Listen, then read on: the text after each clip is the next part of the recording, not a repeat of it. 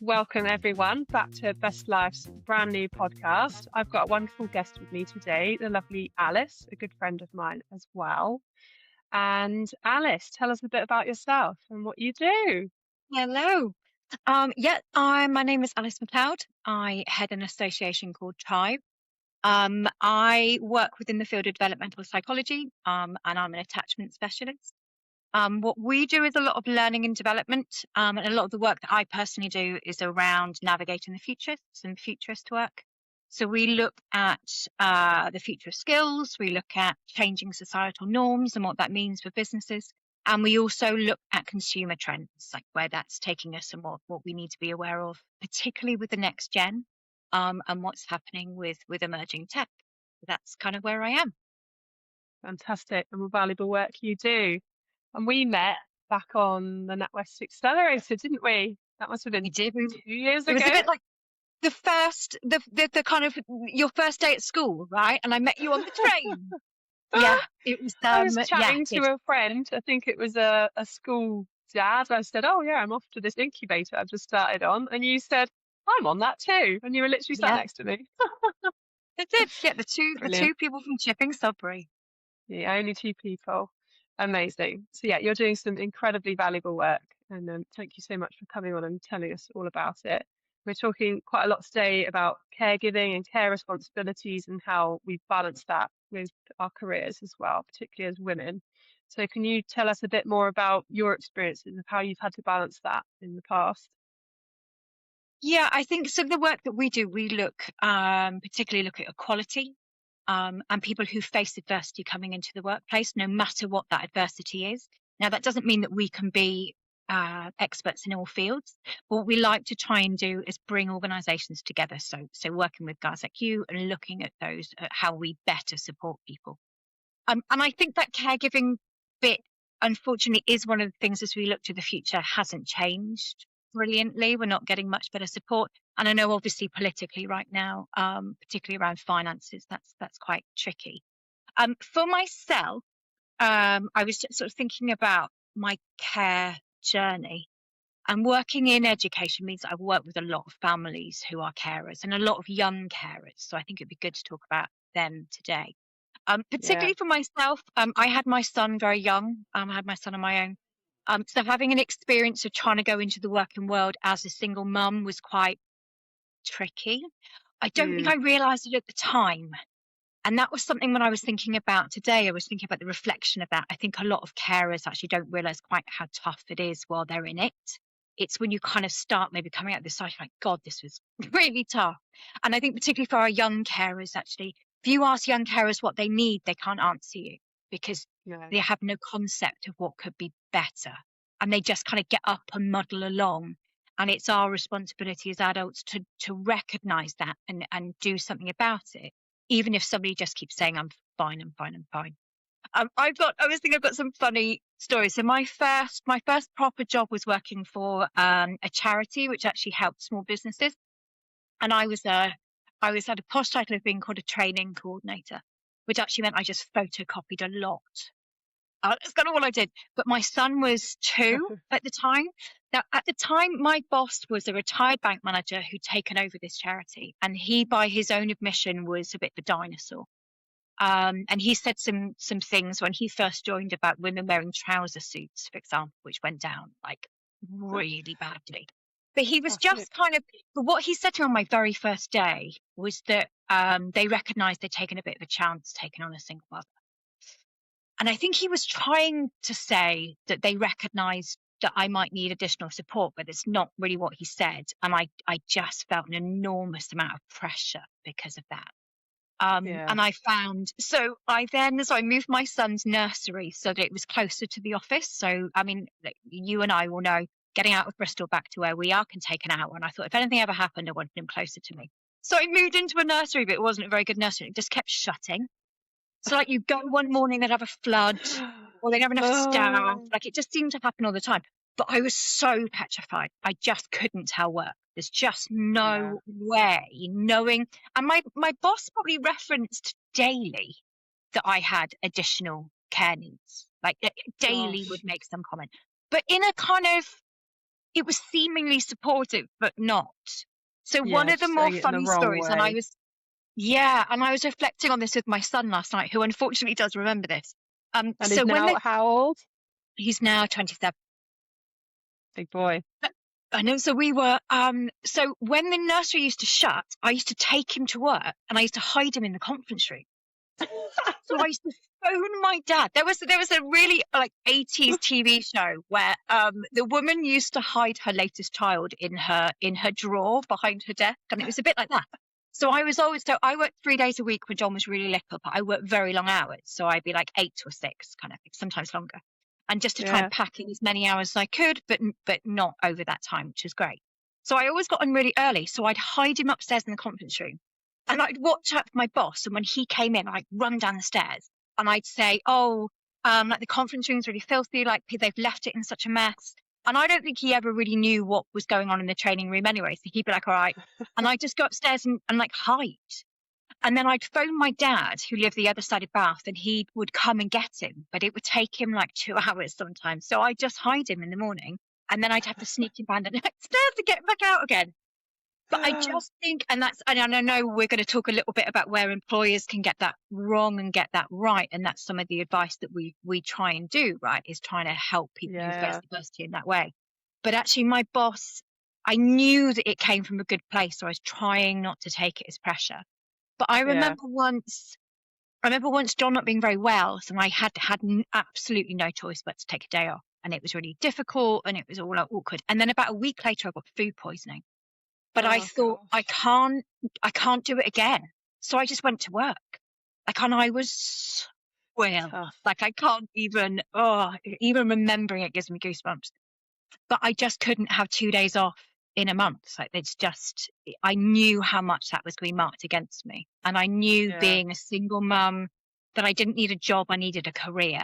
Right. Yeah. And I needed to prove that I was good enough to get on, or I was a bit done, really. So, yeah, I think, and I was reflecting today whether as carers or giving some caregiving, do we self-impose some of these pressures? And I was wondering whether I self-imposed some of that, but actually looking back, I don't think I did. I just think the working world, particularly then, was intolerant. If Yeah. you weren't able to be there and do a 50-hour week, like you weren't going to get on. I think that shifted. And some of the work that we look at with the younger generations coming through, they are not willing to put up with that anymore. And I know No. there's a bit of a rub there sometimes with employers, but actually they watched us and now they're thinking, I'm not doing that. Like I want a Yeah. work-life balance. And I think we're shifting there now. Yeah.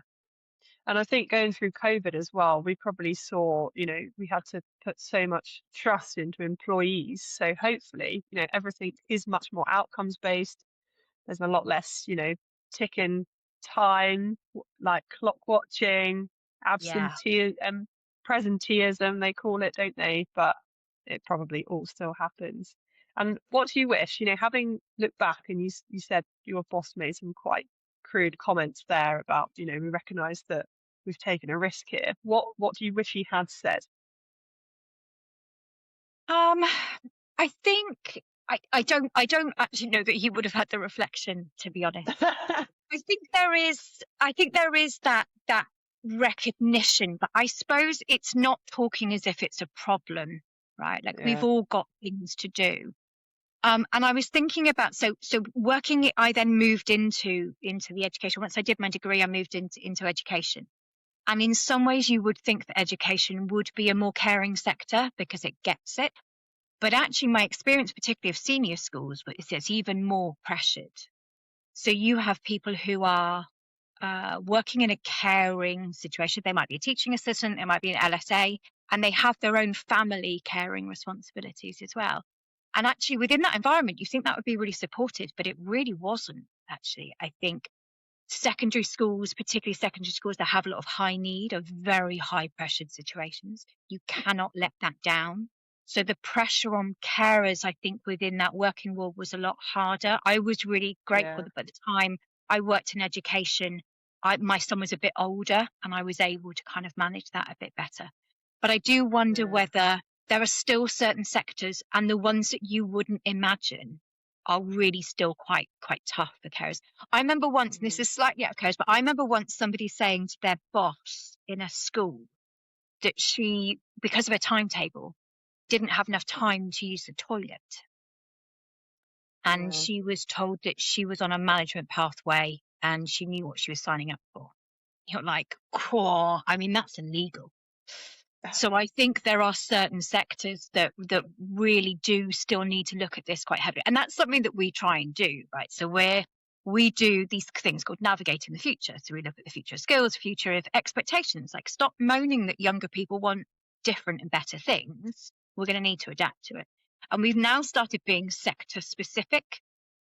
And I've been asked to do one for education, but I must admit, the institution, I don't know quite how we change that. It might be actually something that might be a conversation you and I have on a separate time, because it might be good to maybe to come in and have a conversation about from a care perspective, because there's quite a Yeah, high proportion of usually. people who work in schools who are carers. And I Mm. think there might be lack of understanding sometimes. Yeah. Yeah, I can see parallels with the NHS as well, you know. I've got relatives that are nurses, really good friends that are nurses, and you know, one of my friends, her first pregnancy, she was 36 weeks pregnant and still running around on a ward and working overtime, which you don't get paid for. And she said one of the Yeah. days she was 36 weeks pregnant, she did a 14-hour shift and she didn't sit down once. And like, Yeah. you know, it's supposed to be in the job title, care, Yeah. compassion, but I mean, isn't it sometimes, interesting though that ironically, the two sectors that are facing that and know the difficulties probably better than any other sector are the ones that get it yeah, the worst. Um, and there's something very really women interesting. centric as well. Yeah, and exactly that. And there's something really interesting about the way that we view caring within that way. And you're quite right. I think those very female dominated sectors unfortunately are a bit slow to the uptake. And we do kind of put up, right? We just keep plowing on We are because very we don't. resilient. Yeah, and we don't want to, we're still quite quiet about Yeah, making a fuss, which is where I think there's some damnation of the next generation coming in, that actually we don't really know what to do with people who say, no, I'm not doing that. That's not fair of you to ask me that. And a lot of employers don't really know what to do with that. But actually, yeah. all power to them, actually. We need somebody who says, this isn't acceptable anymore. And you've brought up quite a few moments there where you realised you were doing something that people didn't appreciate, perhaps in your workplace, particularly with that boss that you mentioned. Was there any other moments where you realised that people just couldn't see it? Yeah, again, I think it's the reflection afterwards to a degree. And I think what you tend to get is one of two camps. You get people who say, I just don't understand how you're doing it. But they almost make you superhuman within that. So, well, Alice always copes, right? Like Alice is a workhorse, like Alice, all that kind of stuff. And actually, it's just nonsense. I really didn't have any choice. Or there's other people who wouldn't even notice it's happening. And there's a real fine line, isn't there, between saying, I don't think I'm coping very well, and being somebody who moans all the time. Yeah. And there's a Yeah. real balance there. I'm not going to mention it, the last senior school that I was in, I went in as part of a task force, and it was a very tricky year. And I think that's the first time that I knew that my work-life balance was completely gone, like just gone. Like the hours, the emotional fatigue as I went in as a psychologist was extreme. Have you ever heard the analogy of never buy a mechanic's car?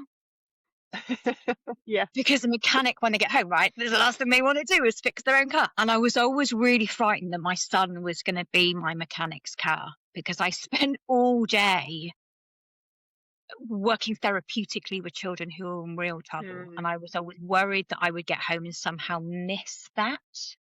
And I yeah. think that's the bit that's underestimated, kind of back to your question. The bit that's really underestimated is we feel like we're failing all parts. And I think that's really, for every carer I've worked with, that's the bit that you don't feel you're doing absolutely all you could for the one that you're caring for. and you don't feel that you're doing very good in everything else that you do. So if you're working, then work isn't enough. You let down your friends, your family, like nothing is ever good enough. And I do think that is a bit of an overhang for women, to be honest, in particular. I don't hear men saying that quite as much. I think we are expected to be a bit quieter about those things. But I think that's the bit. And your bit around asking what would you say to employers, I think if they could get their heads around that, we will feel that we are failing at every turn, or we're not enough at every turn. Because if I was Yeah. doing a 14-hour day in a school because we were in serious trouble, then where was my child? Yeah, I think that question of have it all. I feel a bit bad in some ways. I mean, I had quite good family support, particularly when my son was a lot younger. Um, I feel like I got through, but yeah, I think the failure bit was the worst bit to get over. That even when Yeah. my son was old enough to kind of care for himself and go on, some guilt bits really followed me. And actually, it wasn't that long ago, I was out with my son, and there was a period of time between him being about 16 and 18. We unfortunately had a couple of family deaths ourselves. So there's a lot of grief within that time. And I said to him that I felt, particularly between work and that I'd been absent, that I'd sort of left him almost. And it really, really stayed with me that I wasn't coping very well and that I'd neglected him. So much so that I hadn't wanted to raise it. I hadn't wanted to have the conversation. I was too ashamed. And then when I finally did raise it, he just said, "That's not how I remember it. That's not, Oh, I'd love him. made it." Yeah. And I mean, you and I have had lots of conversations before. My son is quite blunt and he is quite honest. So actually, I think he would have said, "Yeah, that was hard." But actually, he's like, Yeah. You've remembered this through grief. You've remembered this through a kind of mother guilt. And that's not what I Yeah. felt. That's not how he So I perceived think, it. sorry, say that again. That's not how he perceived it at the time. No, no. So I'm glad I kind of got ahead of that, I think. But yeah, I think if bosses could understand that we always think we're not doing good enough, it might help them in Yeah. their conversations. Yeah. Yeah. And So amazing that even you if can it's have that reflection with your son as well and like talk openly about your self-reflections and get that yeah, it feedback just from him. yeah, it that really changed something for me. I'm going to be honest. Yeah, because it was a Yeah. very difficult time. I think some of the reasons that I thought that I checked out was because I don't remember a huge amount around it. But I know that he was at college, he was struggling a bit himself. And I do feel, yeah, so that was amazing to have that conversation. And it really came out of nowhere because I don't think I ever would have been brave enough to broach it, which is yeah. Yeah. So it's made me want to, yeah, be braver with those conversations. Yeah. And what a fantastic human he is. Love He him. is indeed, yes, very lucky. And what would you say to someone that was in a similar situation to you in those harder moments? What would you say to them? I think it is hard to reach out to others, right? I mean, I've always been very lucky. I had a housemate from when John was one, and we lived together for a long time. And she, not so she was quite a bit younger, so she wasn't sort of co-parenting, but she to be able to have somebody to bounce off. And I think that's the bit around failure that I think. I mean, I want to get to you really. I think you as a businesswoman will feel this very much with your two children as well. But I think sometimes having a partner means at least you've got somebody to say, "God, this is really hard," and then for them to say, "It's fine." Yeah. So I think actually being able to open up to people in that way. There was just one story actually, it's maybe slightly to the lesser part when we talk about what employers could do, which really stuck in my head, which was we were working with an apprenticeship company and they were telling the story of how they'd got a slightly older apprentice who'd been out of work for a while, so neat, and there's so much around neats at the moment. And they got them into an apprenticeship. And again, the company had felt that they were taking a bit of a chance on them, which had kind of pricked my ears. In the fact that he came from school hadn't gone very well, he'd ended up in a PRU. He had quite a what seemingly troubled family background. But he was really impressed with the interview. They got him through to interview. And then within about 2 weeks of starting this company, he was seeming to check out. And they were like, "Oh, geez, like we kind of thought this was going to happen. We took a chance. And when they meant check out, what they meant was that he was quite regularly late.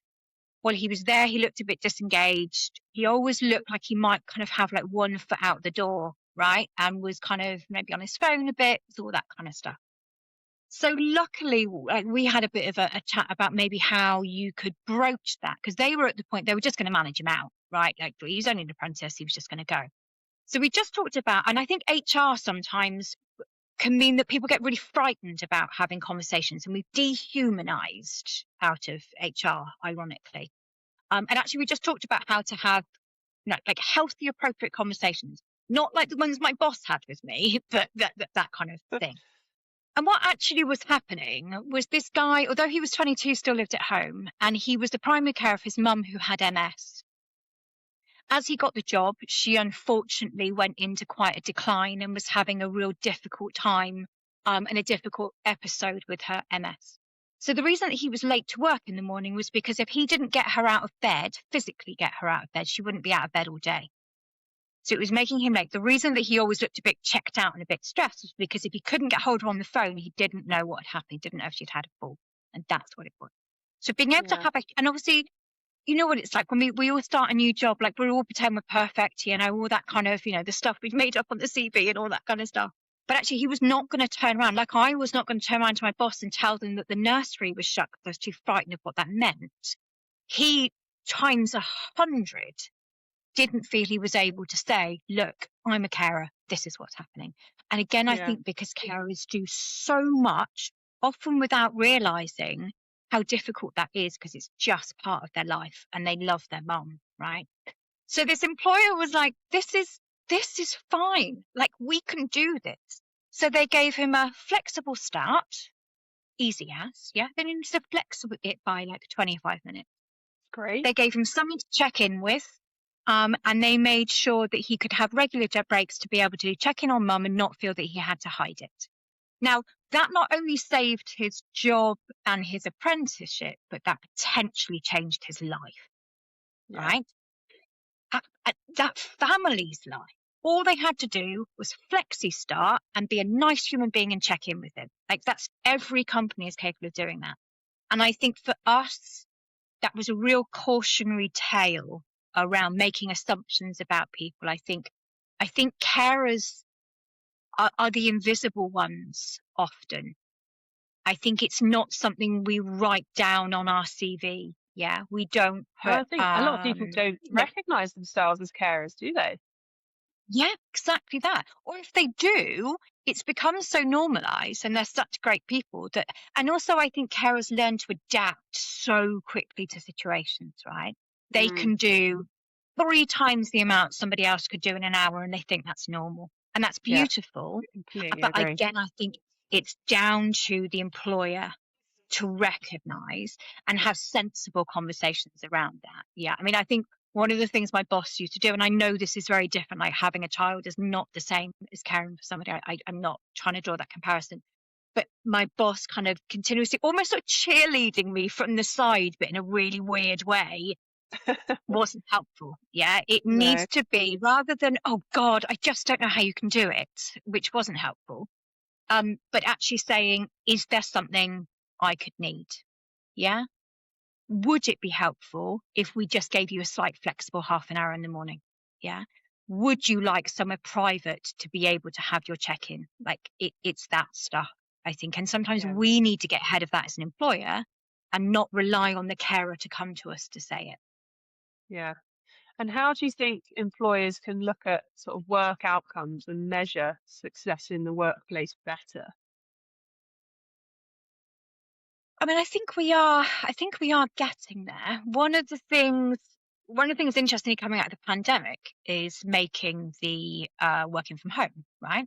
Yeah. It's something that we put together in an emergency global crisis in the first 10 days. And we went, we got no choice. This is what we're going to do. And we stuck with it. Now, that's because we actually do realize that for carers, for example, and people with young children, actually, it has really increased equality within that Yeah. sense, particularly female equality. That's fantastic. But actually, how do we then measure in that way? And I think, unfortunately, there's been stuff in the media around people not working Fridays because they're at home and they've checked out, kind of stuff. And actually, as long as people are doing what they're supposed to be doing, and it's not hard for you to measure that, I think that we should not treat people like they're children. And in fact, Mm. I do remember an expert coming and talking at one of our events and saying, we don't have check-ins because we don't employ children. Like, you're an adult. And it's very easy to see those people who aren't. And I think we are moving towards that now, of giving people a bit more autonomy. I mean, you've got to Yeah, give them more autonomy because they're not physically in your office anymore. this is it. And I think that is quite a natural progression. It might be a good, so some of the research, so I do government research and different stuff depending on what people want to find out about. One of the things coming out of the 4-day week is very interesting. So whenever I say this, people always go, well, we're not Iceland. But Iceland's experiment has been incredibly interesting. I mean, they are an island. They're not just, they're very much smaller. Their industry is very small. I recognise that. But some of the things that we've had popping out of it around equality were things that people weren't necessarily looking for to begin with. And I think this is very much about that kind of being a woman and trying to succeed in your career. But I also think it's really applicable to carers as well. And what they found with having a 4-day week is that actually equality within the home and within caring responsibilities equaled. Yeah. So if we think about just a standard kind of, 2.4 family, if we like, and we'll move on to carers, the fact that everybody had 3 days at home meant that allocation of childcare, of doing washing up, of all that household stuff, all that care stuff, which we'd still recognise 95% of that does tend to land on the woman, that started to equal out. Because actually, when men are home more, they're more likely to pick up the responsibilities. Because it wasn't that they were deliberately shirking it. It was just they kind of stepped into a role that maybe they'd learnt from their parents. And we as women step into a role and kind of carry on. It's not until then you start shouting, why am I the only person who washes up in this house? That something kind of changes. And, and I live with my adult son, and that's a constant argument. And I'm not sure if it's a male female thing. I think I might have just raised a very privileged child. But I think that's really If it interesting. is the And I case, think, I'm the husband. are you brilliant? Good. That's absolutely has its place. Although, and I will just say this quickly because it really made me laugh. I came home the other day, it's been a really long day. I came home and the washing up was still where it was, and most of it's not mine. So I shouted up the stairs, am I the only person? So I'm the only person who washes up in this house. And he shouted downstairs, yeah, but I'm the only person who mows the lawns.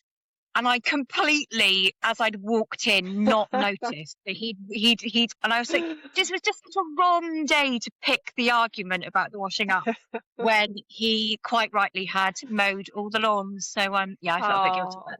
bless I him. lost the argument. But I think with that 4-day week is interesting because again, Yeah, with carers, that does give you more of that work-life balance, and I think that's quite yeah, interesting. I don't think that the UK is going to adopt it quite in that way, but the companies who have yet, the companies who have leaned into a 4-day week, they're finding that productivity doesn't drop. As long as you already have a culture where you're not having to mither people and, drive them hard and you treat them like adults, as long as you already have that kind of trust-based culture, people work harder, they're willing to get it done because actually the happiness scale switches. Therefore, people are yeah. more fulfilled, therefore they work harder. I mean, we can all go to work 9 to 5 and do very little, right? But if you are engaged and you're not just hanging out for the weekend, you're planning what you're going to do with this sustained time off. I mean, you probably find the same being a business owner. I always miss the fact that it's going to be a bank holiday. And then somebody on the Friday will say, what are you doing for the bank holiday? I'm like, I haven't planned anything again. This time I was on it and I planned something for the 3 whole days. I didn't work, didn't do anything. I felt like I've been on holiday. So I think, I think there's something, I think particularly for businesses who are looking at how they better support people who have additional needs or additional care needs, 4-day week could be the way to go. That could Yeah, be, could be very interesting. yeah. We'll see. we'll wait. And what assumptions do you think that employers sometimes tend to make when they are employing people with care and responsibilities? Um, I don't know. I mean, I guess one of the things, and I think it's something, I don't know if you picked up on this as well, that we learned going through the accelerator, where we're with, 50 other startup and small founded businesses, Mm, that 98% of people want to be good employers. They think they're good employers. Yeah, we all set out with this. Most people who set up businesses, and I think particularly in the accelerator, very often they were came from a place of either expertise or passion.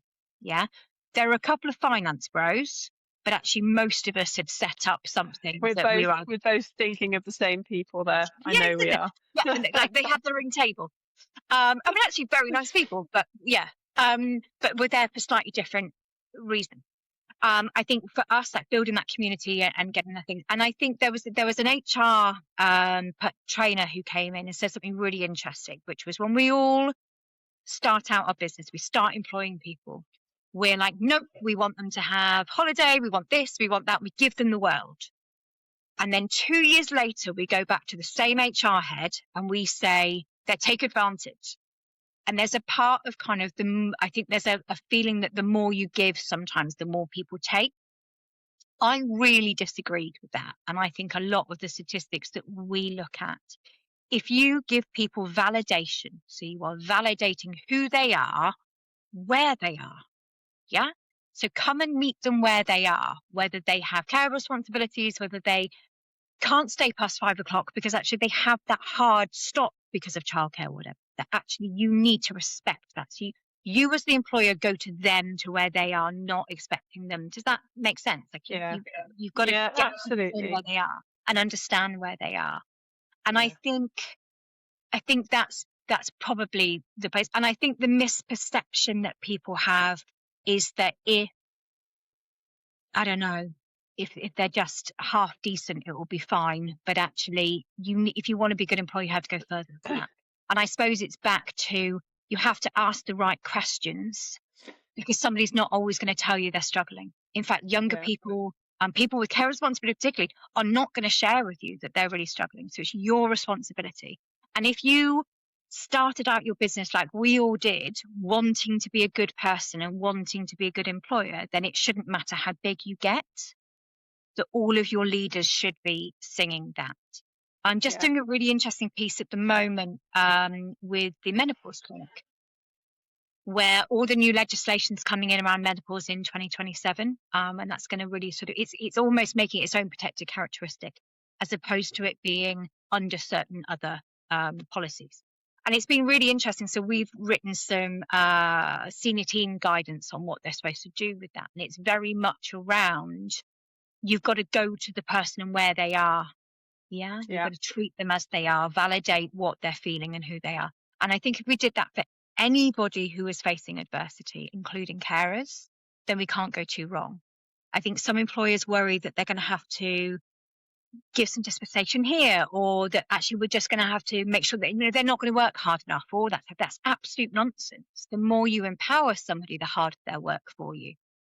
Yeah, exactly. And I think the thing that Gen Z are definitely working towards is more values-based work and just recognizing that we are all singing from the same hymn sheet and therefore, Yeah, you know, we are all pushing for the same thing. And I think there's so many more businesses now. Well, the whole B Corp movement, people yeah. just they're in business to make the world a better place and they're in it to solve proper problems, you know? So I'm hoping everything starts to improve. But, There's and some what would interesting you bits with. say? Sorry, go on. Go on, sorry, you carry on. I was just going to say there's some interesting bits with Gen Z, and then so I've been tracking alphas for 4 years now, and they are kind of our 0 to 1 to 16. They're an interesting lot. They came out of the pandemic better, although there are certain age groups which are they hit developmental stages just at the wrong time in the pandemic. But in the main alphas are very interesting. So one of the analogies that I came up with is that So Gen Z will want to, if they're buying from you or working for you, they're going to want to see that you have good policies. Yeah. That you're a Yeah. good company. But actually, they're probably not going to read them. Yeah. They're going to want to talk about them, and they're going to want to know they're there. And they do like to have that kind of, that sort of code, but that's maybe as far as it goes. Whereas alphas are much more considered by the what we're looking at, the research. And actually they're gonna want to read your policies. They're going to want to see that you do what you say and that you're not greenwashing. And I think B Corp companies could potentially come into their own with alphas. They're not going to, so people like Big Corp is going to struggle with them. So McDonald's, Coca-Cola, when they start becoming decision makers, they're going to have a tough time with that. You're going to Yeah. need to look like you're an independent on Gloucester Road if you want alphas to buy from you. And unfortunately, I mean, we know that, apparently if every company that Tesco owned had Tesco branding on it, we would all be terrified, because it's something like 90% of lorries on the road would have Tesco on them. Like they literally run the world. So they've already started being quite clever at not looking like a monopoly, and looking as though they have many different like small organizations who are nothing to do with them. And I think as alphas come into their own, more and more companies are going to do that. So it'd be harder for us to tell who is a nice little independent and who is owned by Coca-Cola. And it'd be interesting to see kind of Well, how those Gen Alphas are going to do their research, aren't they? So they will they'll find indeed. out for us. Yeah, and all power to them. Yeah. So these employers that we've been talking about, what do you think real genuine support looks like for carers, um, and the people close to them in their family? I mean, the family bits, I mean, I guess to be honest, this is probably more your remit, to be honest. I mean, the family bit, I think sometimes people don't know what to do for the best, sometimes, do they? And I think sometimes if family members try to interject, that can almost actually make somebody feel as though they're not coping. I remember when, like, my dad would say, "Well, why don't I just take him for the weekend?" Like, I'm fine. Like, I'm fine. Yeah, there's kind of that element to it. So I don't know from a family perspective. I mean, from your work, what is there good practice with people who work with carers that you've seen? Oh yeah, absolutely. So choice is always number one. Give people as much choice as you possibly can. Show them all the options. Being as flexible as you possibly can with location, Mm, with timings, um, making sure they got solid job descriptions. They actually know what's within remit, what's out, mm, making sure you know timings. Um, I think it's all, to us, it's very obvious stuff, but putting it into practice, maybe there's a lot of unspoken rules, like we spoke earlier about, how can employers help? But previous generations perhaps have had these unwritten rules where you would work all hours. Just because your yeah. contract says 9 to 5 doesn't mean that you've not got to complete that project before the end of the week.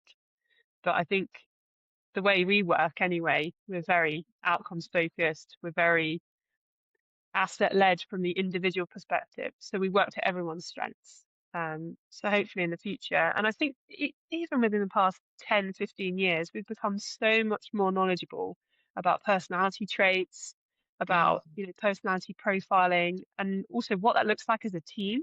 I'm not sure if this has been done yet, but we need to start personality profiling teams so everyone's got, a bit of something. Yeah, there's quite a few companies who do that. I know, do you remember Paul? Irish Paul.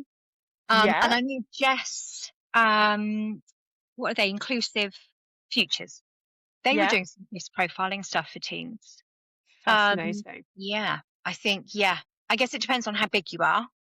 Yeah, Um, but I think you're quite right. And of course that moves into that space of neurodivergent, right? So actually yeah. looking at who plays best in what environment. Um, do you think that employers, if they were employing somebody, do you think that somebody who's a carer wouldn't want that to be front and center when they're applying for a job, because an organization would think, like, we don't think you're going to be reliable. We think you've got too many other things going on. Do you think they would resist mentioning it before they've got the job? Probably, but hopefully that's an insecurity of theirs, not the organization, I guess, isn't it? Like you would hope Absolutely. an organization would recognize in this day and age that their personality traits, and everyone has something to bring to the table. So within a team, like if you don't have cognitive diversity and everyone's the same, you're not going to innovate, you're not going to keep everyone happy, Yeah. you're not going to achieve all the things you need to achieve. You know, my long list of responsibilities run the organization. There's absolutely no way I can do it all on my own. Like, you have to have the people around you doing the things that you're not good at, which Yeah. I definitely know what I'm not good at. Yeah. So Forbes say that one of the key four pillars of success for, billion-dollar pound companies, is diversity of mind. Yeah, It's one of their four key, which I think is very, yeah. So diversity of experience, but diversity of mind is considered to be essential. You can't do it without it.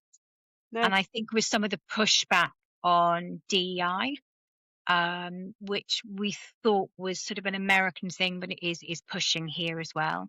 And when we're talking about inclusion, we're talking about inclusion of anybody who faces adversity, right? And I think the worrying thing is that some people were doing that because they felt that they had to, but now there seems to be a bit of a quiet dissent within that um, maybe DEI is not worth what it was. I think there's a danger there.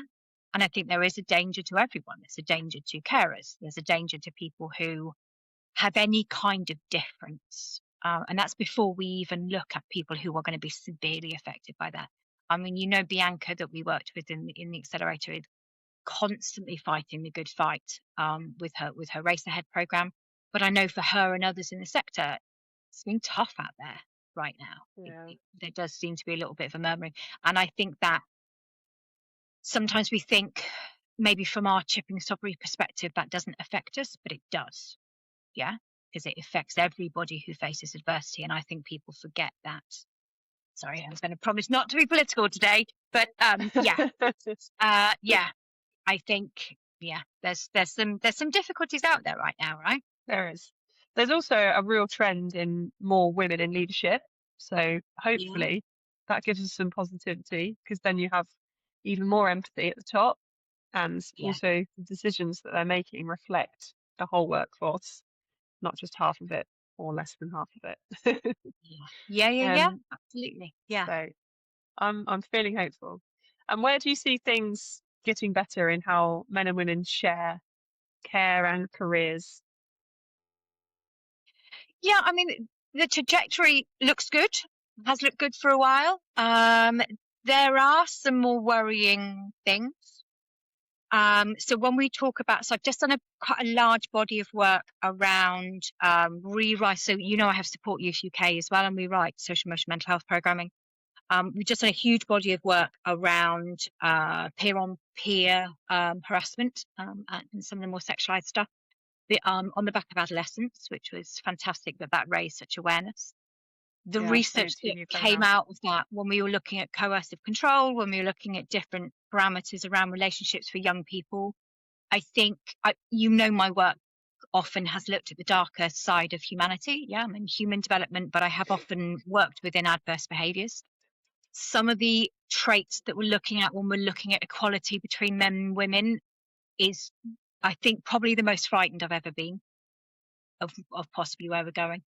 I think some of this, the kind of online threads are not as isolated as we think. And I think we need to grab hold of that as a society. So when it comes to equality, in some ways, brilliant, got to keep moving forward. In other ways, I'm worried where we're going. Yeah, sorry, that brought the tone down a little bit, but But it yeah, needs recognizing, doesn't it? Because, yeah. the I mean, online violence presence against that women has teenagers not have. changed. Yeah, Yeah, violence against women has not changed. yeah. I said something in a conference not long ago, which I'm not sure how it went down, but it was around sort of women having a distrust of men and that being disproportionate, and how that somehow has sort of gathered speed, and it was, not all men. But I made a very sort of quiet point in that if we put it down to brass basics, not all men, I get it, but men are our apex predators. Worse than that, our partners and our husbands are actually our apex predators. So when people talk about women somehow having a disproportionate fear, I don't think it is. And I don't think it's something that we can, I don't think it's something we need to, uh, make front and center all the time, but it's something we can't forget. Actually, I think Yeah, within us, we are animal beings, however we might like to dress it up and pretend that we're not. And I think I would be, and I think I've said to you before, we had the Respected Girl Project, which we taught in schools for years, and we're fiercely proud of it. We then released the project, which was a boys project, which was really supportive around positive relationships and jealousy and all those things, and trying to just get a hold of it a little bit. And we just couldn't get it funded. So, and we fought tooth and nail, and we were going to run it for basically nothing to be able to get it yeah, out there, but we just couldn't get the funding. They won't fund the boys. But I'm hoping that on the back of things like adolescence, and they're becoming an increasing worry around what young men are, not what they're following, it's not their fault, what they are being exposed to. I think, we talk better to girls, right? We talk about protecting themselves. We talk about coercive relationships. We talk about what's right and wrong. And I think we fail our boys by not having those conversations. yeah. It's so hard to hold everyone to account as well online. Like the police just won't prosecute, and ultimately they could be anywhere in the world. So you almost need a Yeah. global online presence to Yeah. bring these people to account. You can't solicit violence against people and get away with it. Like, Well, I would suggest that the tech companies can. yeah, That algorithm could shut that down before it was read by somebody, but they don't. And I would no, question that's because of who they're owned by. But yeah. that's a whole other podcast. But it's on point, Um, isn't it? Because we're trying to balance up men and women, and we're trying to make sure that everyone understands everyone's perspectives. And if we want a better yeah, world, then we need to be more compassionate. So, yeah. And I think the one thing, I mean, social media has and access to freedom of information is fantastic. I honestly believe that.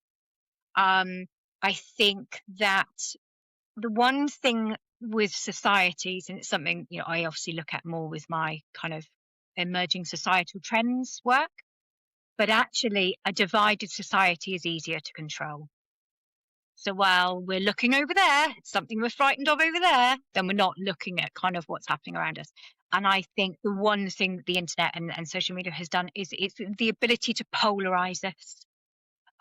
Is just too easy almost, right? yeah, And I think that's something.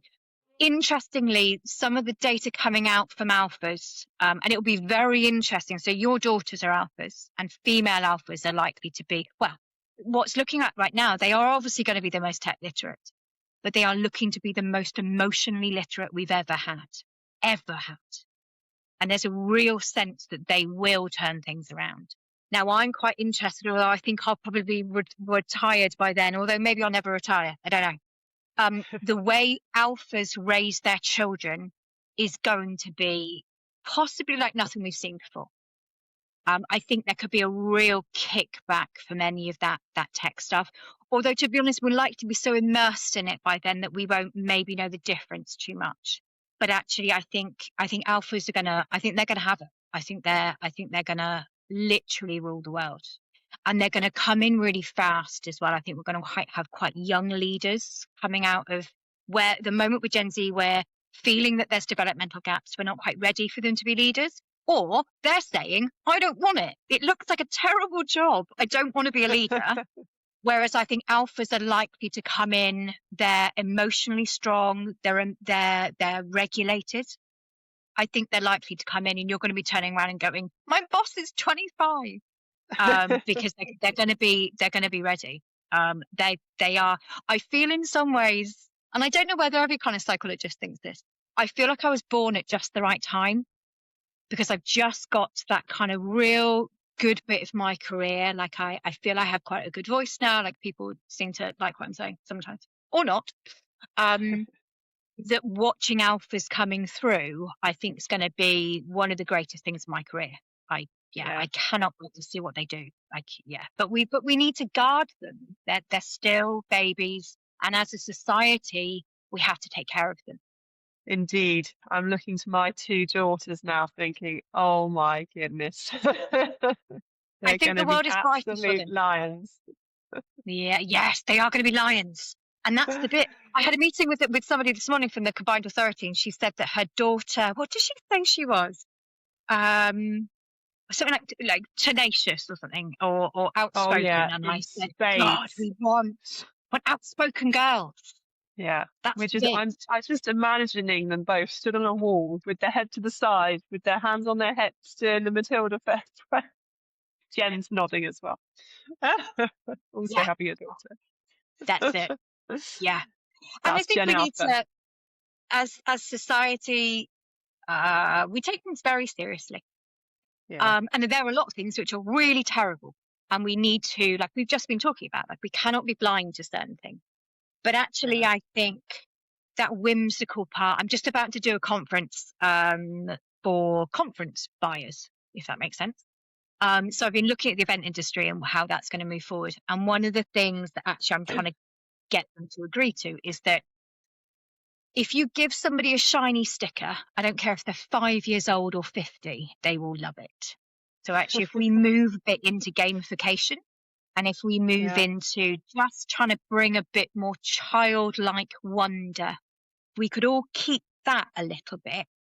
I think that would be amazing. So yeah, as long as you can keep your girls with, an open mind and an open heart and some fun, right? Like the world's quite dark sometimes. We've got to try and inject that as much as we can.